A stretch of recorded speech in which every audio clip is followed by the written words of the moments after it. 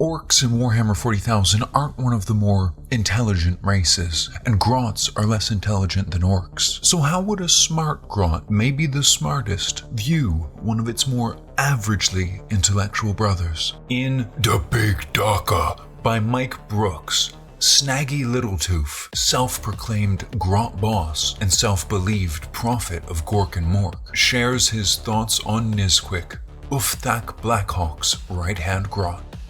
Nizquick was everything a Grot shouldn't be. A walking insult to Grotdom. A living, breathing, arguably not thinking example of why Orcs felt they were justified in pushing Grots around. It wasn't just that the other Grot was stupid, it was that he was painfully stupid.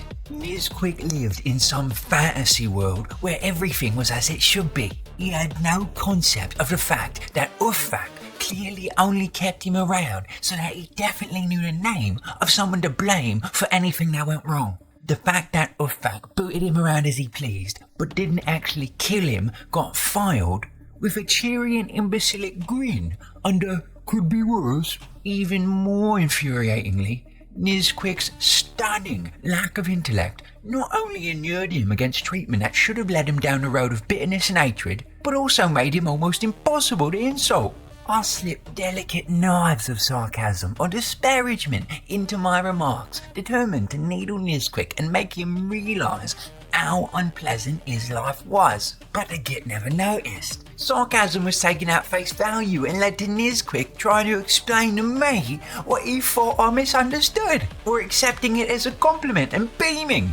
I considered grabbing Nizquick by the shoulders and yelling into his face exactly what I thought of him. But well, when it comes down to it, Nizquick is possibly just a little bit bigger, and certainly not intelligent enough to realise that he was faced by the saviour of Grot kind and the divinely ordained ruler of all Orcdom. A direct confrontation was not strategically wise, and it wouldn't benefit Grotdom as a whole if its Grot boss ended up folded over and loaded into Matt Zagnet's special boom launcher, or similar.